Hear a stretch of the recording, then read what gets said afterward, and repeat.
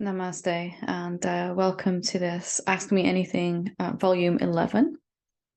We've been doing these for a few months now, and at the end or near the end of every month, I like to take some time to answer these questions that have been sent in the comments. So next one will be a little bit later than usual because of the Christmas break. We are taking some time off. The last satsang is on the 22nd of December. And we won't be back till the 5th of January. So the next Ask Me Anything will be recorded around about the 5th of January, something like that. So let's get started with what's been sent in this time. So Nishi says, thank you, Helen. I liked today's satsang. Thank you. Marianne Cosmo says, this was awesome. Many, many thanks and much appreciation. Thank you. Nicola Bishop says, I appreciate your reference to Jesus and his humanity and crying out in doubt. So this is something that came up last time about what Jesus was actually meaning and saying when he was actually dying right at those last few moments. So Zendog000 says, hi Helen, thank you very much once again for your amazing teachings. I can't tell you how much this has positively impacted my life. Each morning I listen and participate in your guided meditations. Afterwards, I usually feel deep silence throughout the day, and often it is like a warm and beautiful sunshine. Then I get triggered by a base irrational fear, and I fall back into old anxiety patterns.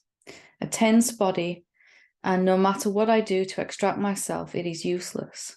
After 50 plus years of chronic anxiety, I worry it will return and I won't be able to extract myself. I endeavor to watch the feelings dispassionately, but it's difficult to get them to shift. Ultimately, it does move, but it's very frustrating. I feel maybe the sunshine is the Noumenon or deeper self. It's very addictive. Oh, yes. Any thoughts re-stabilizing the silence and deeper connection? So what you have or are experiencing here is really very, very common. And it was the same for me, sort of falling in love with this thing that was just making itself known to me more and more throughout my waking state, inside and outside of my formal meditation. And the other side of that was that I was become more aware, more heightened awareness of where old patterns, old fears, insecurities, things like that were coming to the surface for me, and they were becoming stronger and stronger. So I was living this very polarized existence, some deep silence, peace, quietness, relaxation in the body, bliss even sometimes. And I sensed that everything was all right with the world and myself. But there wasn't anything to do, all of that, you know. And then the other side was this anxiety, this tension, this fear, outright panic, terror sometimes, and the struggling egoic sense of self that's trying to get rid of that or move beyond it. So stabilizing in the deeper self is not necessary. All we need to do is see through the ideas. In fact, the idea of stabilizing can actually create two states in our experience, that there is something to stabilize in and something to get rid of. All we need to do is to question the ideas that are holding us in these patterns in place and holding us in this experience of fear, irrational fear here, as you say. Even when you do something to get yourself out of it, it's only going to come back again because it's not been fully transcended. It goes away for a while and comes back again. So I would suggest using the contemplation technique. And if you go on this YouTube channel, if you look at the playlist, there's Core Teachings playlist. And in that, there's a video on contemplation, the antidote to believing thoughts. Now, the fear, the anxiety is not coming from your conscious thoughts up here. Your conscious thoughts up here are trying to explain why you're scared. I'm scared that this won't go away. You said, I worry that, where have you said this? I worry it will return and I won't be able to get rid of it, extract myself. So that worry is just another name for fear. So mine's trying to explain why you're scared. But the root of that fear is much deeper. It's actually a thought that we're not particularly conscious of. We're not thinking up here, this particular thought, but it is nonetheless showing itself to still being believed because of the amount of fear we're feeling in our body and tension. So what is that thought and how can we question that? How can we come out of it? So we're doing our best to feel the anxiety without resisting it, but we don't want to keep on doing that forever. We want to get to the end of it. And that is to question the idea behind it. So what does the anxiety say to you? To me, whether it was worry, fear, anxiety, panic, or terror, which are all just kind of even nerves, just slightly nervous, all the way right through to absolute panic, terror, feeling paralyzed by fear. It's this idea, when I looked at this and asked this myself, and I would encourage you not to take my words for it. Look for yourself. Ask the anxiety, what do you want to tell me? If it had a mouth, this anxiety, what would it tell you? If it had a personality, what would it say? If you could somehow shake its hand and say, nice to meet you, I am so-and-so, it would say, nice to meet you too, I don't feel safe. For me, that was what fear would say to me if it could actually talk. It would say, I'm in danger, I'm not safe. Very primal feeling underneath that. Very simplistic idea, but nonetheless, the cause, the root, the fear itself, the anxiety is a symptom of this belief. So when I questioned the fear myself, this is what came out. I'm not safe. And it was very strongly linked to unworthiness. I'm not good enough. I can't quite seem to get good enough, despite all of my many efforts as a separate being. So I don't feel safe. And I keep trying harder then, and around it goes. So what does your anxiety want to say to you? Usually some I statement. For me, it was, there were several beliefs. I'm not good enough was one that I've said. There's something wrong with me. Variations on a theme. I'm flawed. I can't get what I want or need. I can't feel safe. I don't feel safe. I feel in danger. And they're all enmeshed together, these beliefs, in one egoic ball of tension that was my life at the time. So sit with your anxiety and ask it. Maybe just sit with a pen and paper, or if you journal, you can do it there. Just lovingly, not demandingly, what would you like to tell me? I'm ready to listen. I don't want to feel you, but I am going to listen. I'll do my best to feel you, even though I don't like you. And I'm going to ask. And then when I get this idea given to me, I can turn that into a question. Is it true that I'm not safe, that I'm in danger? Is that really true? It's true as a separate being. It feels extraordinarily true. Separate being, born at some point, going to die at some point, cease to exist. That's terrifying. And that's the root of most of our fear, if not all of it, underneath. And why most of us are trying to get to awakening is because of this, right? To get out of this fear, to feel safe, to feel relaxed, to feel peaceful, joyful, all of that. So this idea now is coming up even stronger so that you can find it and release it. It's true as a separate being that you're not safe. It's not true as the Noumenon, as the deeper self, as you called it. So it's asking you now to look at it and question it. And you stay with the question until the anxiety stopped happening each time, like a meditation, seeing what answers come. Thoughts will come, emotional answers will come. Again, watch the video because we go into a lot of detail about it there. I mean, what we're waiting for an experiential shift where you feel you've let something go and your experience has changed, because your experience is showing you what you're believing. It's a reflection. Out there, in here, are the same one. So whatever my experience is out there, for me, it was not enough resources, funds, money to feel safe, to survive. And that began to shift as I questioned this idea deeply. every time it came up, and sat with the question, not taking any particular answer as the right answer, even peace, even joy. It's an answer. It's nice. It feels nicer than anxiety. It's not wrong. But in the act of asking this question, I can't be believing this thought. If I'm challenging something, I can't be believing it at the same time. If I'm believing it, I can't be challenging it. There are two ends of a spectrum. I wouldn't even think to ask if it's true if I truly believed it 100%. These are just old ideas. I'm not good enough. I'm not safe enough. That have been very, very true for us as separate beings and now need questioning just to release. That's all that needs to be. The light of your being is trying to shine through this belief, and it's getting impeded. The temperature, the frequency, the vibration in the body, not the literal temperature, but the altitude of energy gets diminished then. And we say that that's fear, but it's really just a lower energy, a lower state of consciousness. We could call them shame, guilt, apathy, fear, anger, whatever. And it's just a thought. There's a thought that we're not conscious, we're still believing, because it's not going around here, is it? But our body is telling us how much we're believing it still.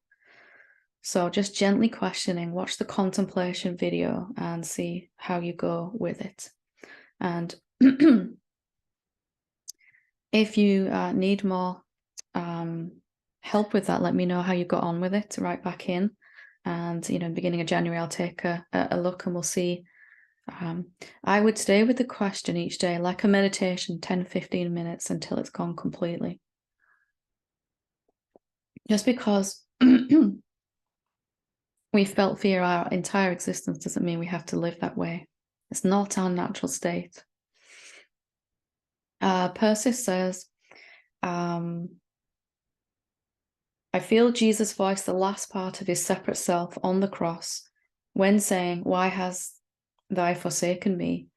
And right after, he gives up all his resistance and surrenders into, "Not mine, but thy will be done."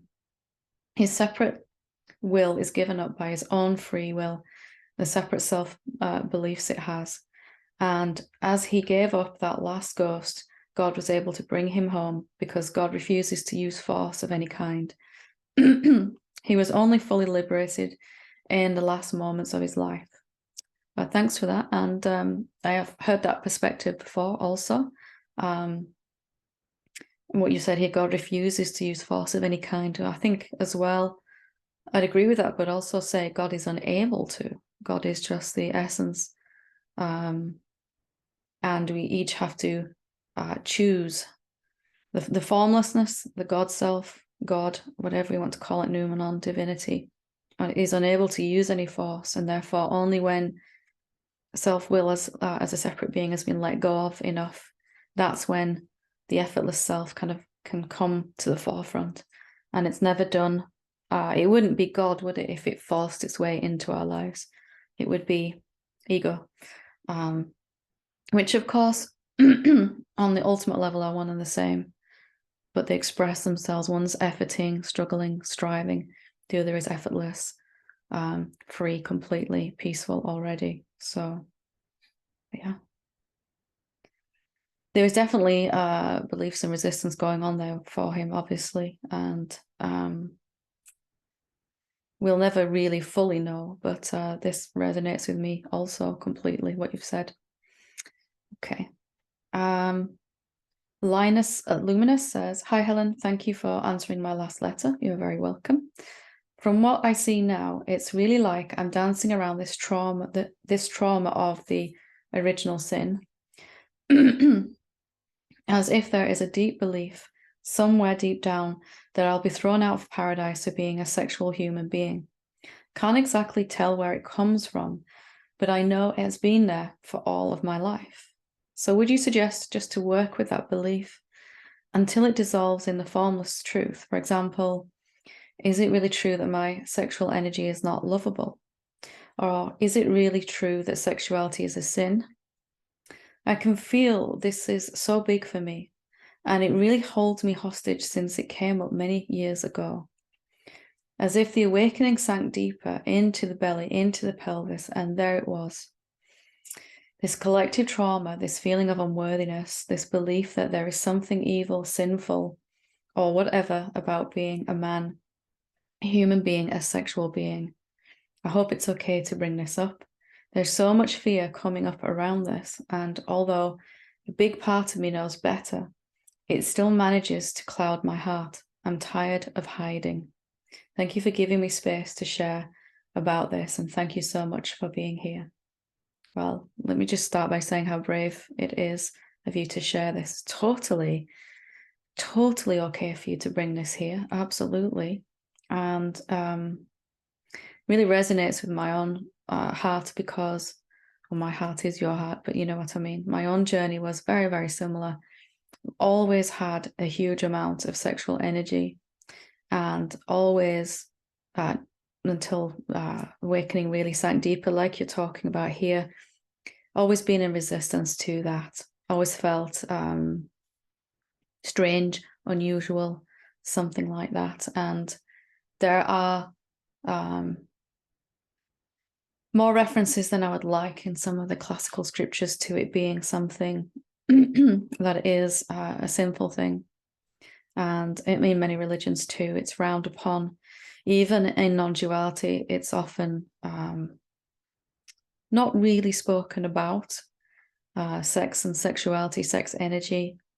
And if it is, sometimes it can be, okay, let's use this energy not for pleasure or love or release or whatever it is used for cultivating a deeper awakening. Of course, there's nothing wrong with that at all. But it can also subtly reinforce that we shouldn't use this energy for what it is meant for. For me, sexual intimacy is perhaps the deepest physical expression of love between two human beings. And when you have that love and that trust and that commitment, there can be nothing better in terms of physical expression of love.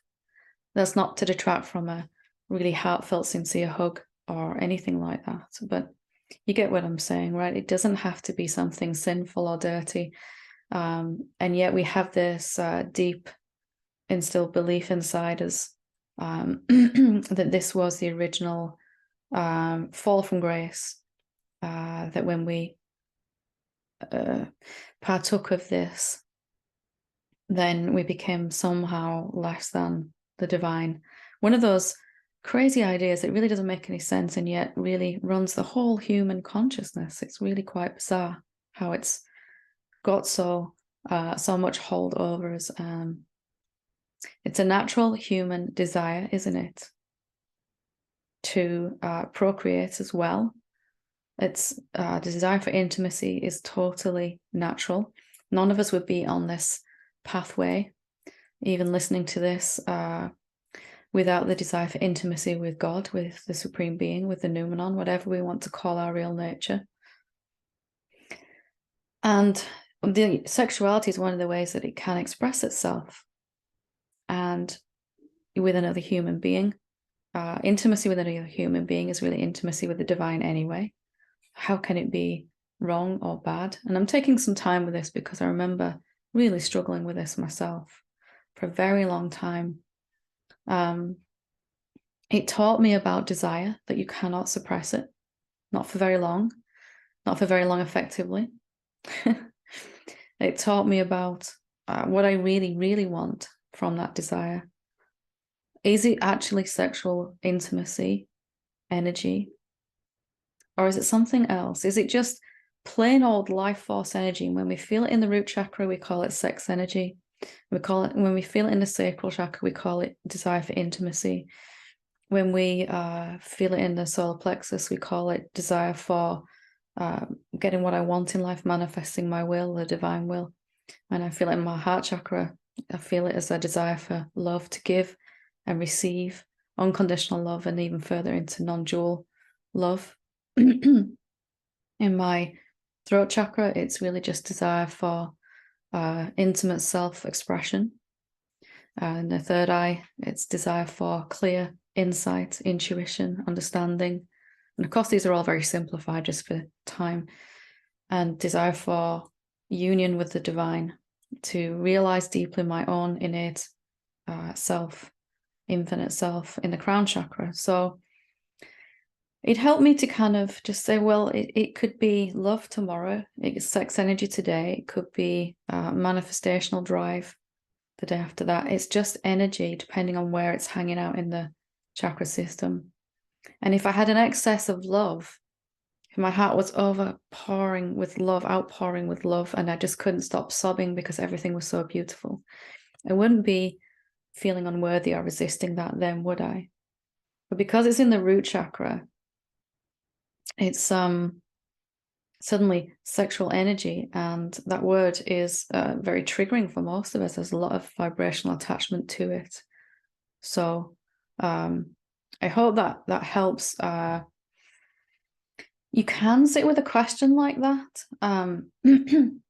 Is it true that it's sinful? All of that. You know what the root of the word sin comes from? What sin actually means is ignorance, misunderstanding, missing the mark. So the original sin is really the original misunderstanding that we're not actually a separate being. And that's all been compounded by these visions of depictions of awakened beings as being non-sexual beings, very much in abstinence or something like that. And it's just not true. It's one of those misconceptions that's caused a lot of I know there are certain pathways that discourage sexual activity and all of that until you're awakened or whatever, but I don't know if that really sits right with me. It's horses for courses. Some people really benefit from that, and I don't want to discourage anyone that feels that's their path. I also, the other extreme, to get completely lost in sexual desire, you can stroll away from the pathway for quite some time. I'm sure a lot of us have done that, myself included. But I hope in this honest sharing of mine I had to meet your honest sharing too, that you'll begin to see that it's just the way, they're just ordinary human beings, awakened beings, going about their ordinary lives in a quietly extraordinary way. And everything is better without that belief in separation. And this desire, when it's not suppressed, this energy, this sex energy, when it's not suppressed or rejected, begin to level out. And it'll settle at this point where there's not so much of it at any one time. It's there when you need it, want it, use it. It's not there when you're not using it then. Just like when you're perhaps feeling like a separate being, you feel hungry, and then you want to eat more, and then the hunger goes away. The appetite, so to speak. As an awakened being, it tends to be slightly the way around. You're not so hungry, and then it's about time to eat. Your body says, food time. Or somebody puts some food in front of you, and you get this kind of appetite feeling surge up then. So you're not spending all your time thinking about it before you sit down to eat. Your body will kind of nudge you to say, okay, it's time now. And when you sit down, there's this kind of, I'm actually hungry now. It's not that I've been ignoring it, but right now I'm hungry. So every kind of appetite settles down like this into a more natural way.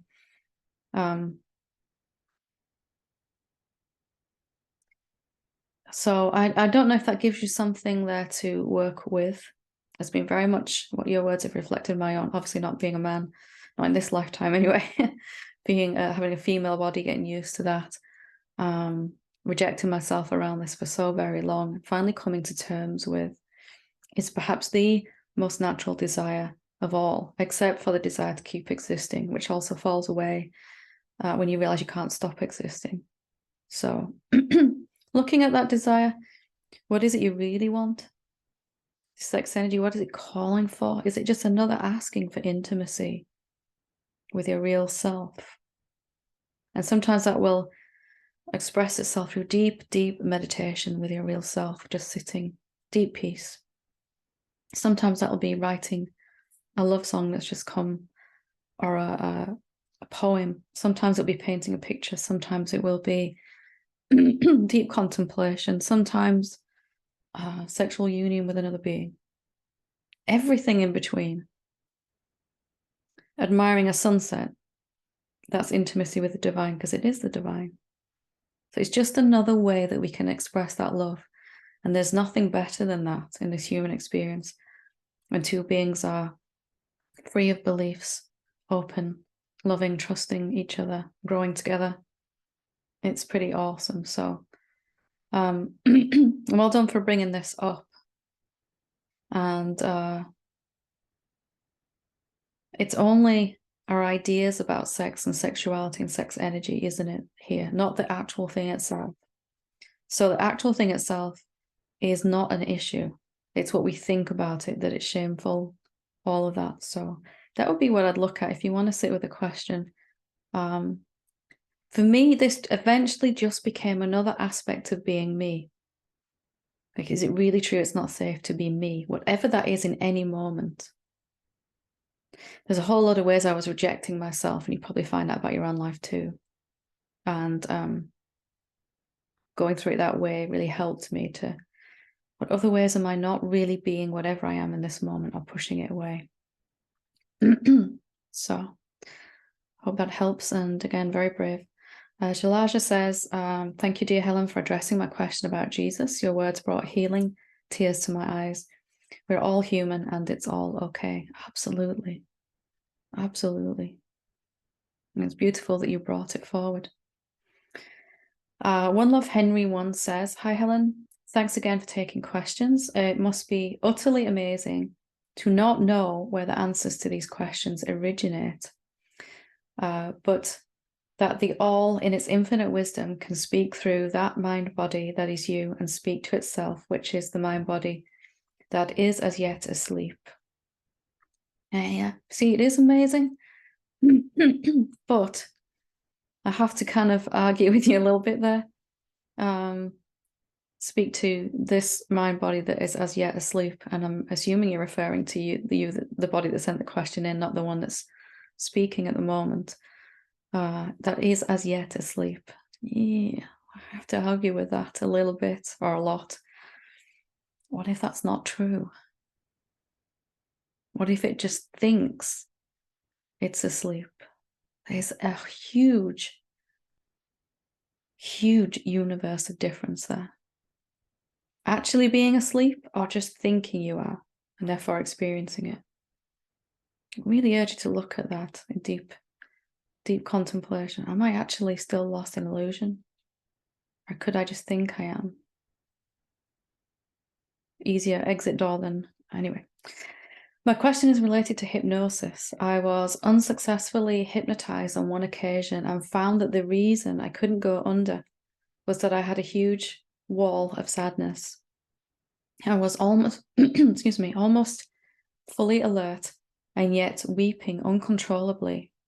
And what concerns me and is holding me back from fully going after enlightenment is that if I find myself dropping into the void, I will be met with this torrent of emotion. What was that? Is this sadness waiting to be felt? I have no idea where it came from. I haven't had a bad childhood or traumatic life. Why is a tsunami brimming, just beneath the surface? I love that word, brimming. It's really satisfying to say. Why is it there then? Why is this huge wall of sadness? Well, actually, it relates back to what I was saying at the beginning of this. If I feel that I have a lot of work to do, and even your statement dropping into the void suggests two becoming one, emerging into the infinite. If I were you, I would throw that idea out, because it brings with it a lot of fear, a lot of sadness. And this is what I feel you touched upon. I want to go back into my original nature, says the seeker, says the mind, says the separate sense of self that thinks it exists. But I'm afraid of all this stuff I'm going to have to look at that I've been successfully, for the most part, avoiding really feeling for quite some time. Who knows how many bodies have come and gone in that. So in that, there is this I've got to do this impossible journey. Can you feel? I've got to do this at least extraordinarily difficult thing, at most absolutely impossible thing. And I came up against this again and again and again.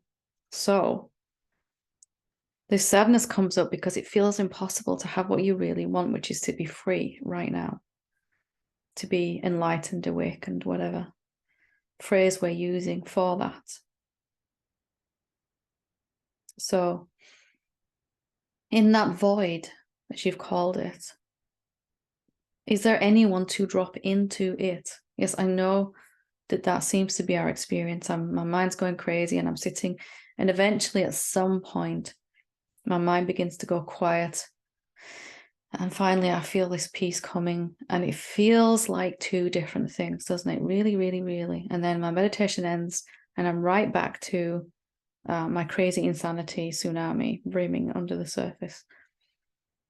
Or probably most likely, I never quite get to that deep, deep, deep peace and void. It just insanity all the way through my meditation, the noise, the tsunami. So there really seems to be two, a seeker and what is sought. And in this meditation, I didn't get to what was sought at all. I've experienced it before, once, twice, or maybe I've never experienced it, and I can't quite get there.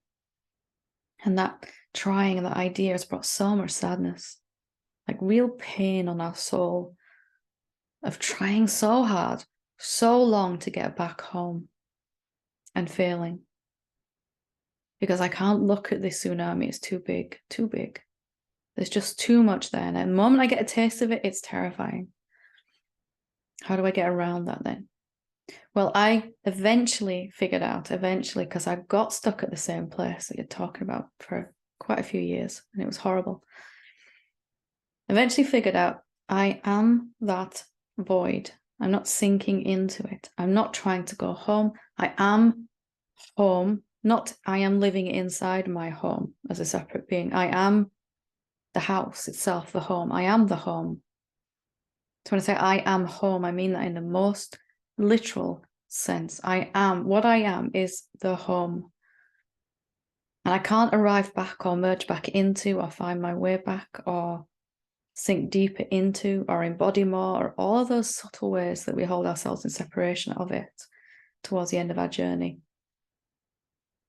So what if that void is all there is? But the idea that there is something, because the void is full, it's not actually void, it's like full of love and everything we've ever wanted, everything. It is your own self. And there aren't two selves. There is not a smaller self and this bigger one. There just really isn't. That's the biggest lie of all that we tell ourselves. So what if it's not true that you have to even drop in there? You don't have to even meet this barrier of sadness. What happens when you begin to realize all of this journey has been from nowhere to nowhere, actually. All this trying to get home. Because with my eyes closed, I think I'm thousands of years away and lost in illusion. But if I could just open my eyes and see, I am sitting here already. My own being is here, right? That's all there ever has been. That this has just been a really convincing bad dream for quite some time. So what if this is the illusion that you have to somehow face this tsunami? What if that is the illusion itself, that there's something to face as you go deeper? Of course, your mind's going to manufacture a reason why you can't do that. Because it wants to try to retain the sense of being an individual, separate being. Individual, yes. Separate, no. Individual waves on a beautiful ocean that is you. You are the ocean and the waves, all of them. The waves don't have to merge or dive deeper into the ocean. It's all water, isn't it? So if you want to, I would really, and I know you do, obviously, you want to send a question in. I don't know why I said that. Look at whether there really is this sadness there or not. And your past experience was that there was. I understand that. And that might bring up some fear of even looking at it. I'm not asking you to face the sadness. I'm just asking you to question if it's really there. my mind brought up a wall of fear, terror, every time I tried to sink deeper into my own self. Because it had to find something to stop me, because it believed I was this separate being and then I had to find my way home. And in order to keep that story going, because it felt true to my mind, I had to find some reason why I couldn't go any further. This imaginary cliff that I've got to jump off, find the courage to jump off into the great self. And I got to the edge of that cliff so many times in my consciousness and came back. Felt like an utter failure because I couldn't face what it took to jump off the cliff, metaphorically. Didn't have enough courage. And so hope that gives you somewhere to go with this. Again, it's good to get into the root of this fear now, the real bottom of the resistance, the fundamental illusion behind this, that there is two. You've got to dive deeper into it. It may feel like that in your experience, but it's not at all. If you are already the void that you're trying to dive into, what problem remains for you? No problems at all, no journey, nothing. No self-improvement, no facing emotions that were generated as that separate being that does not exist. If the separate being does not exist, neither does its stories and its experiences. And most of all, its seeking journey, however long that's been going on for. So, see what happens with that. Christina, thank you so much for this. Timestamps that you've done, I'll put them in the description. I meant to do that before. User X16, so I'm not reading all of that out, says, Hi Helen, before I ask my question, I'd like to share a recent experience of mine. I had just finished self-inquiry before taking a shower. I had a thought, I need to wash my hair. And the next thing I know, I am the bottle of shampoo. I don't have words to truly explain what that was like. I was pure consciousness. Not only was I the shampoo bottle, I was the shampoo inside it too. There was no fear, just a deep curiosity. It's very different compared to the human body. There was more limitation. It lasted a few seconds, then I was back in my human body. My mind was like, what the bleep? And then, wow, my mind does not know how that happened. No clue. It just happened. So I am taking this to be normal, right? Absolutely. Now for my question, I especially loved your satsang, the attentionless state. I have listened to it many times. I am cultivating this beautiful habit of looking at the space around objects. I want to make sure I'm understanding how to look at the space around thoughts. So if a thought pops up in my mind, I pay attention to the spaciousness in the room I'm in and allow the thought to be there. Is that what you mean when you say, notice the empty space the thought is arising in? Thank you so much. I truly appreciate you and your teachings. Namaste. So let me just go to your experience first, because that's interesting. You'll have those moments where identification with the body stops just temporarily at first. And in that, there's the capacity to see that I am all of this. Usually, there's a sense of being, I am that table, I am that, I am this thing, I am the bottle of shampoo, I am the shampoo, I am the body that's using it to wash the hair, I am the hair and everything. And those tend to last for a short space of time because they are still experiences. The deeper awakened state underneath that is that I'm not even thinking about what I actually am. Like I see so clearly that I am everything and everywhere, that there's just no thought going on, not paying particular attention to any object. Still here in this experience is paying attention to certain objects. It's a better experience, of course, because I'm realizing I am those objects.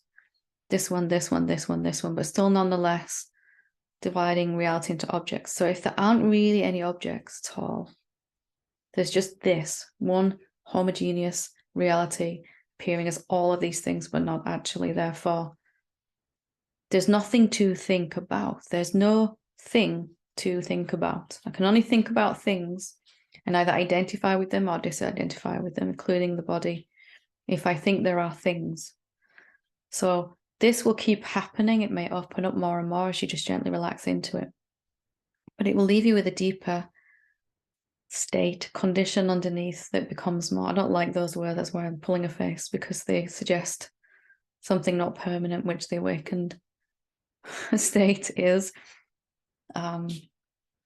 It just reveals itself to be where there's nothing to pay attention to. So it just happens. Those things just happen when we're not, for any reason at all. We might be laughing with a friend. We might be watching a sunset, laughing at a movie, talking to our kids, might be at work, where all of our energy isn't sustaining this sense of being a separate being. In small moments when that we're not putting so much energy into that, maybe because we're exhausted, we've had a terrible experience, we've been through something, maybe we've lost a loved one, whatever reason, good, bad, and ugly. There are moments where we just cannot do that thing we do as seekers, and then reality breaks through for a second, nanosecond sometimes. Like the sun behind the clouds disappear for a second, the sun is just right there. It didn't do anything, it's just there. Self isn't there pushing its way through the thoughts, it's just shining, and sometimes the clouds get out of the way by themselves. So just enjoy it, relax into it when you can. Just be gently curious. I'd like to see that again. I'd like to really experience that again. I'm not going to try anything to make it happen. I'm going to strive towards it. I'm just going to see what happens when I just gently invite that to happen again. And for your question, yeah, absolutely what you've said. So I notice there's a thought in my mind. And then when that thought goes, so if we think a thought now, if we think the thought, my name is Helen, any thought at all, my name is Helen. If I think that thought inside my head now, in its absence, as soon as it goes, there's suddenly some kind of blank, empty space, isn't there, which may not have been fully aware of. It's not a thing. It's just kind of like the space. If there's a chair in the room and I take the chair out of the room, suddenly there's just space where it was. A space was there all the time because the chair isn't pushing the space out of the way. But the presence of a thought can actually help me realize that there's something, some substrate in which it appears. Same as the space in the room. If I were to take all the objects out of this room, there'd be an empty space called a room. And it's more noticeable when I take the objects out. But the objects, like thoughts, are subtle. And so think that thought now, and then when it's gone, notice that there's just some kind of place where it used to be. That's the contextual field. That's the space, as we're calling it here.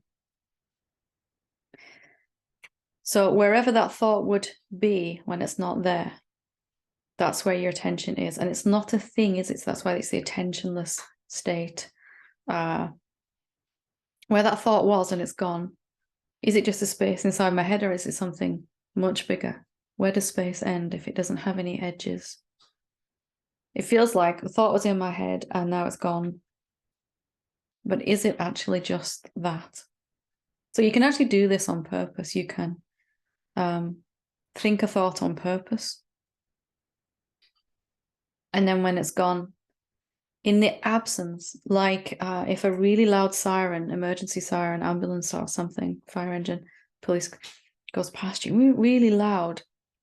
And then when it stops, there's just this stunning silence in contrast, isn't there? There's always been there. But with the contrast of the moving, changing phenomena, we can notice the background so much easier. So have a play with that and see how you feel with it. Peshalaja says, hi, Helen. Thank you for this opportunity to connect with your wisdom. I love listening to people's near-death experiences. It's so comforting to hear about this amazing sense of love and safety that people experience on the other side. However, I'm puzzled by the fact that during their experience in a realm beyond death, many people continue to think and talk and identify as separate entities, even though they have just lost all connection to their bodies and minds. I would have thought that when the body-mind goes, any sense of separateness will go with it. How can it exist without the body-mind? I wonder whether it has to do with the fact of that these individuals did not actually die. So maybe one of the many subtle sheaths of the body is still alive and is creating this sense of individuality. I'd love to hear your thoughts. Of course, I'll find out soon enough for myself. But to the frightened small self, having even a small sense of understanding would feel very reassuring. Thank you. Well, good question. And what creates a separateness? What feels separate is not the body itself. It's nothing to do with the body or the mind. So when I recognize the silence, the stillness, the contextual field, the awareness, that's not happening in the body and mind. When I recognize myself, that has nothing to do with the form. It's not happening in thoughts, not happening in sensations, any of it. So this, what is it that feels separate is something in between, for want of a better word, the body, mind, vehicle, and the infinite awareness. So my first form is a subtle energy form of many layers. We could call it aura, we call it soul, whatever we want to call it, individuality, not separateness. And the idea of separation is stored in there, not the actual physical body. If it were not so, then every time I stop thinking in my physical brain, I would be spontaneous and enlightened. Or every night when I go to sleep, I'd be enlightened. And then every morning when I wake up again, the waking state comes back. I'd be back in illusion. Every being every body that died would be spontaneously enlightened, and they would never come back in another physical form. It wouldn't just wouldn't be able to happen if the body was the actually controlling thing where the separation was held. Think of it as the body is like a glove, and the hand is what believes in separation. You take the glove off, you put it on, off, on. It's just an innocent tool, isn't it? A thing that you can use the hand is invisible. When you put the glove on, you can see it finally. It gives you some contrast, something like that. So even though I may have a near-death experience, it's still an experience because it's still in duality. I haven't actually transcended my separation in that, because it's not actually the body that is believing in separation. So even when I'm out of the body or in the body, again, this side, other side, in or out of the body, two different states, duality, separation, still. We get a taste of a realm where we're not limited by physical form, and that's beautiful. Deep, deep love, all of that. But if there is still a choice to come back or stay, then it's in duality, isn't it? It's still in separation. It's a very nice experience, and I haven't had one like that. I've had a moment that was very, very similar, but it still nonetheless left me just as caught in illusion. So some subtle energy form comes first out of the infinite awareness, and then that's added to and added to and added to, and then thoughts and emotions and physical incarnation are the end point of that manifestational process. There isn't really just unmanifest and manifest, formless and physical body. There's a whole spectrum in between, like a rainbow of frequencies. And human beings exist on many multi-dimensional levels. The physical body just being the most slowest, most tangible, visible, because it's the slowest vibration of all. But there are other layers to that, all happening inside the infinite awareness that we really are. So in those subtle energy forms, levels, or whatever we want to call it, is where the separation is. And that's why once you've realized the truth of your being, experientially got it, body and minds can come and go, and you don't forget again. You don't ever get lost in the illusion again. So once you've realized it, you've realized it permanently. So just, have a think about that, and get back to me if you want to talk about it more, because it's a very commonly held assumption that realization, separateness is all happening in the body-mind. And actually, the only reason the body-mind is there is for contrast and experience. To experience time, space, duality, change, the sense of those, this sense of individuality, separateness. To give you a contrast to that, and to begin to notice that which is not changing, not coming and going, not separate at all. And the sense of separateness is, it dies separately to the physical body. We've all had many physical bodies come and go before we got to this point. Each time a body came, we got lost in some kind of illusion again, because the root of the illusion wasn't eliminated, which is higher up in our energy. All of our thoughts, our conscious physical thoughts, are symptoms of that belief in separation. And it's only gone once and for all when that's realized beyond the body. Because you cannot use any physical apparatus from the body or the mind to actually recognize your own self. Right now, if you just notice the silence, the awareness, whatever you want to call it, it's not a thing. It's not a thing at all. And these, and these, and these, and this are all for recognizing things or comparing things. Even two things, concepts of formless and form, it can compare. But nonetheless, it can only compare the concepts of formlessness and form. Cannot actually taste formless reality through the mind. So I hope that helps. If you want to discuss it more, obviously let me know. Last but not least, question for December, Christina, sorry. Dear Helen, thank you again for this opportunity. So I listened to The Ultimate Surrender. When I allowed myself the ultimate surrender,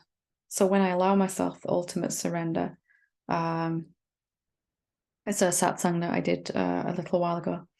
That I am not the doer, I am not the thinker, and accept that my body does what it wants to do by itself. You say, 29 minutes in a surrendered state, you will experience peace, love, and joy on the inside, but not necessarily automatically a shift on the outside. Question, but isn't my outer world a reflection of my inner? So why wouldn't my inner state of peace, love, and joy shift with the outer experience? In the outer experience, excuse me. How is this occurring? Is it that in the surrendered state, thoughts or insights are drawn to you that will inspire your healing of whatever is going on the outside? And so we are, the body is inspired to do certain things that will gradually change the outside, maybe in combination with our changed energy field. So we are presented with upgraded opportunities. Now, how does that fit with conscious manifestation, where you actively choose to manifest, e.g. a better house? And this, just be empty of thoughts and follow the body. Make it seem that we are robots, no free will other than surrendering to what thoughts or emotions come our way. Somehow we get an upgraded experience. But how do I, as the self, capital S, get to choose my experiences other than what can be called this nice surprises? Thank you again so much. Well, good question. And the reason it doesn't automatically immediately translate into a change in our outer experience is usually because even though there's more peace inside, there might be some idea that needs seeing through that's still reflecting as my outer experience. So I realized myself much more peace, love, and joy inside. But for me, this idea I'm not safe was still playing. So my outer experience didn't immediately change. I had to really look at that. It did change a little bit, but not the huge shift that I had kind of been expecting until I'd really looked at these thoughts that I talked about earlier in the video. I'm not safe, I'm not good enough, can't get what I want. So yes, in the awakened, surrendered state, there's a higher frequency of thoughts to choose from, inspired thoughts. But they kind of go along with, they don't cause action. They're another form. The reality that we are shows up as a thought, an emotion, peace, an inspired thought, peace, and some kind of inspired action that the body does. They're all one thing showing up 3 different ways, like three flowers on the same stem. That was hard. I need easier metaphors. So it's not the thought causes the emotion, which causes the action. They're all the same thing. So when the thought begins to disappear or change to a higher frequency, when I'm more surrendered, what happens is spontaneously the highest thing that can be experienced is experienced. So spontaneously the highest manifestation happens. Can't be any different than that. And then that's what we call a miracle. What seems to also go with that is inspired thoughts and actions, really much higher, loving, compassionate thoughts about ourselves, others, thoughts that are really in line with the understanding of the nature of reality. Reflect as this kind of very open, free, liberating experience. How does it go then when we want to manifest something consciously? Well, to realize that my desire to manifest something is not causing the manifestation, because that's 2. This thing, my desire, causing that thing out there, that experience is 2. It's duality. Again, realizing that the desire, I'll turn my hands that way because otherwise I'll end up. The desire to manifest something and the actual manifestation are one and the same. And in the middle, again, there's an emotional component, peace, love, and joy. Or on the flip side of that, fear, fearful thoughts, fear, and bad experience are all one and the same continuum. So my desire doesn't cause something to manifest. My desire is evidence that something is already trying to, in the process of coming down the slower frequencies into physical manifestation. So desire, I might sit here and go, I really would like a newer car because my car failed its MOT or inspection, whatever country you're in. It's going to cost too much money to fix it. I'd like to have a more reliable car, a newer car. And then I might go about looking, and maybe some money comes in and from some mysterious place, and I get this car, or somebody just gives me a car, whatever way it shows up. And there's a sense that I manifested that thing. But again, that's 2. Me and the thing I manifested. So it can't be true. It just can be that the signs and symptoms of something already in progress is my desire. The symptom of something manifesting is my desire in the first place. So because I feel a desire, it must already be occurring. My job is to get out of the way of that process. If I don't feel I deserve that car, it's going to be very hard for it to show up. So we're consciously manifesting, or maybe we're just being conscious of what's already in process for us. The nice surprises are really the unfettered, unlimited expression of those desires anyway. So we're not just kind of robots. I've just got to wait and see what shows up and hope I'm surprised and delighted. Although that is the highest experience any human being can have, because what shows up then is just mind-blowing. The things that can happen in the natural state, miracles.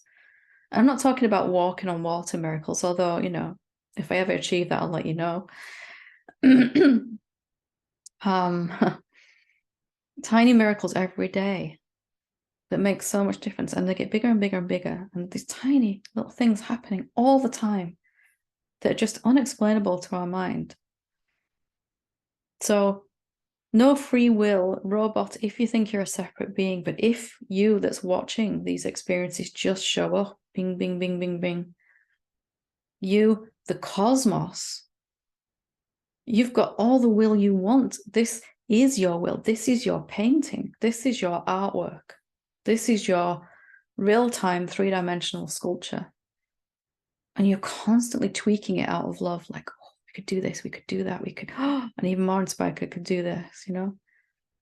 So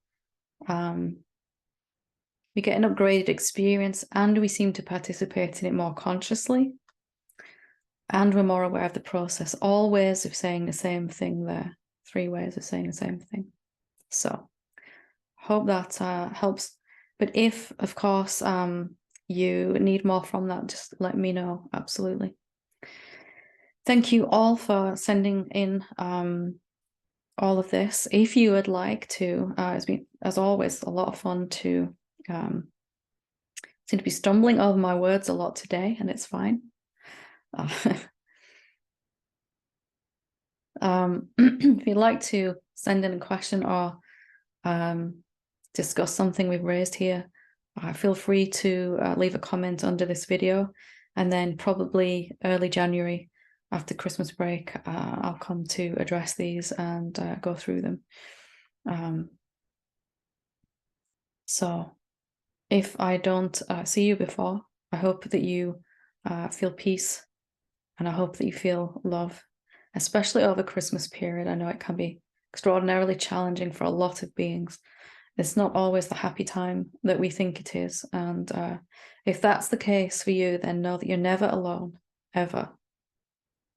You just have to reach inside your heart, and there's a deeper love there. All the awakened beings that have ever walked this earth and will do and do right now are with you in your heart there. Thank you all for your participation and sending these in. Always very insightful, challenging questions. I absolutely love them, and look forward to seeing what you bring forward for the next one. Thank you. Namaste.